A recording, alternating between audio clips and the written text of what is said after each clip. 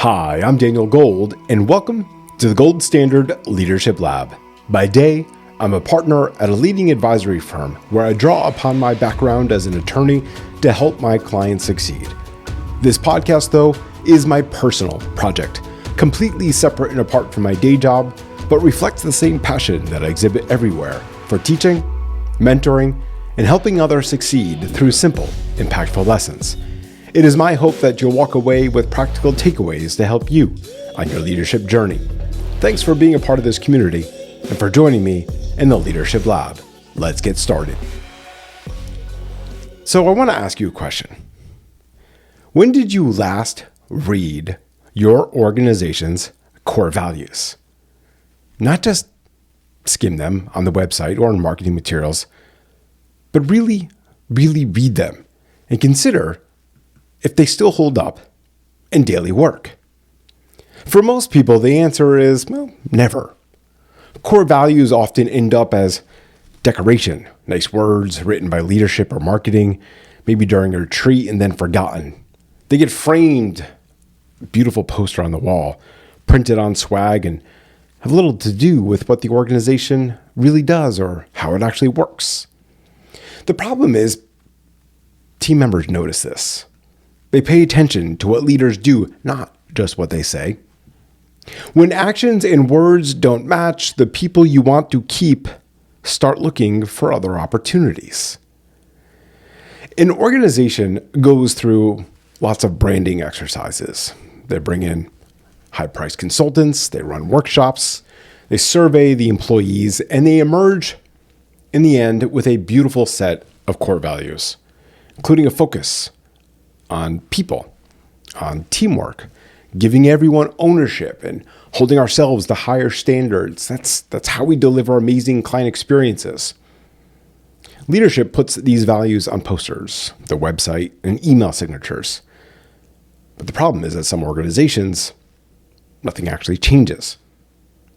The goal structure still rewards individual performance rather than collaboration. Professionals still have no autonomy because every decision requires approval from 3 various different levels of management.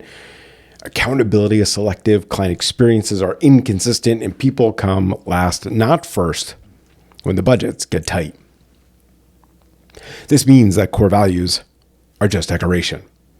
This means that they don't guide behavior, influence decisions, or affect who gets promoted.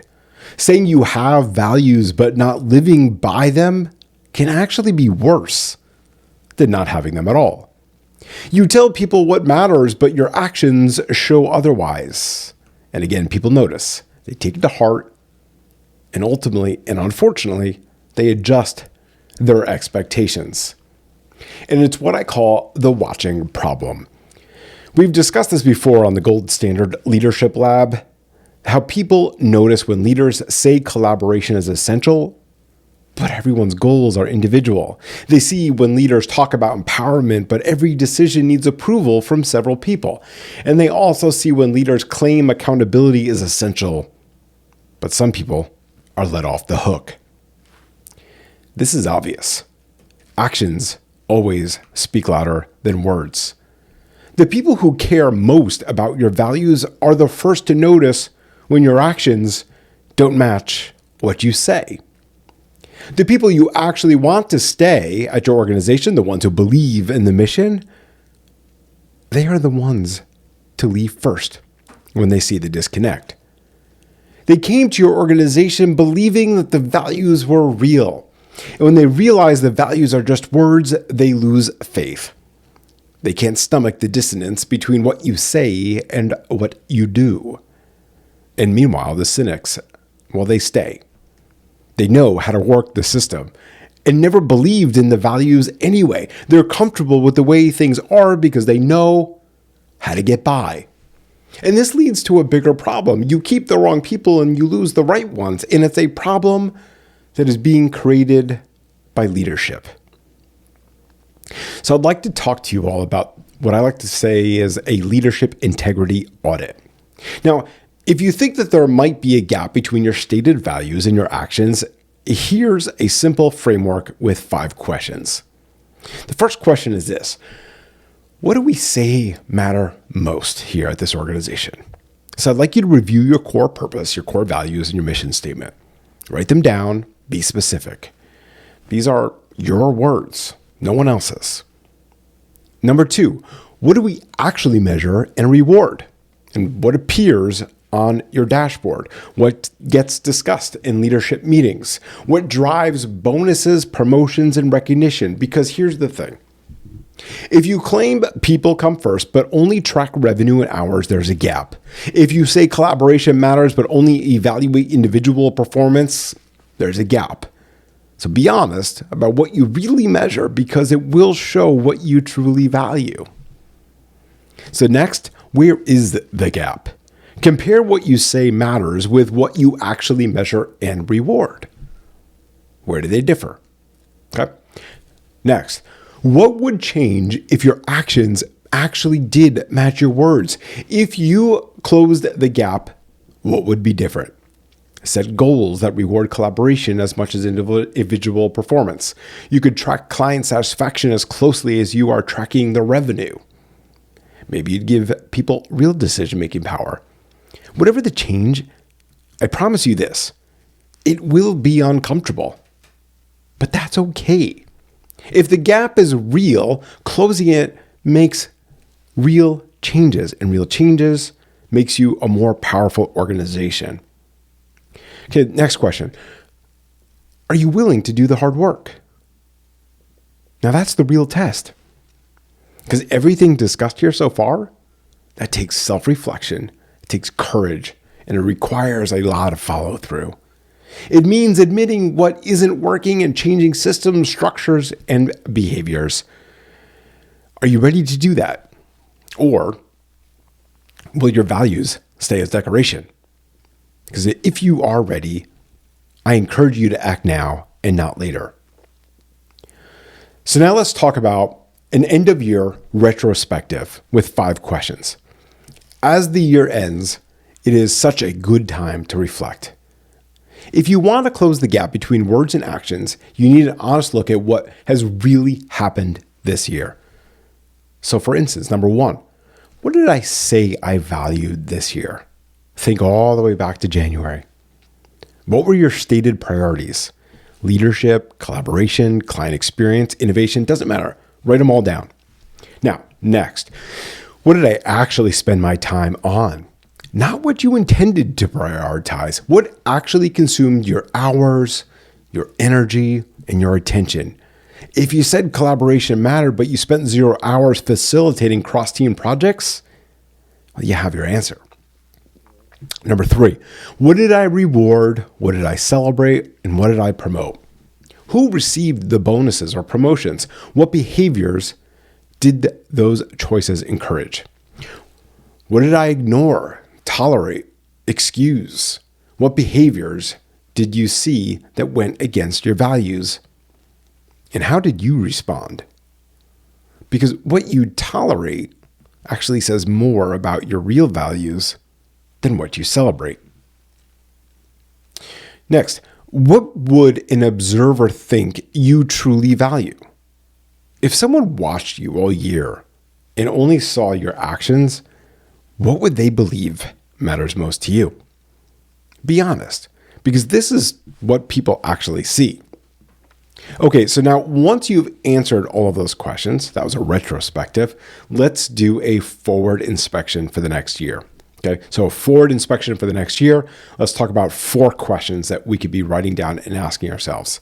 If you want next year to be different, you need to be clear about what you're committing to and what needs to change.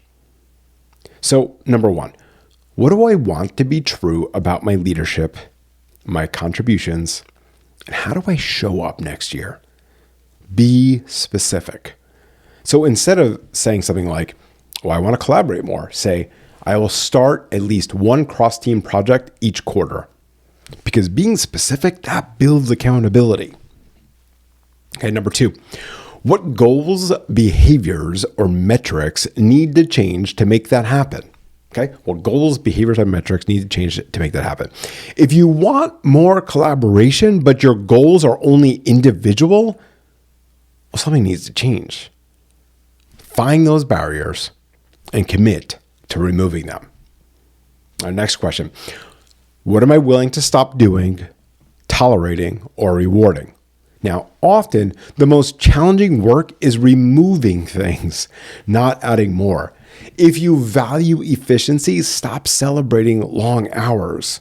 If you value agility, stop excusing slow processes.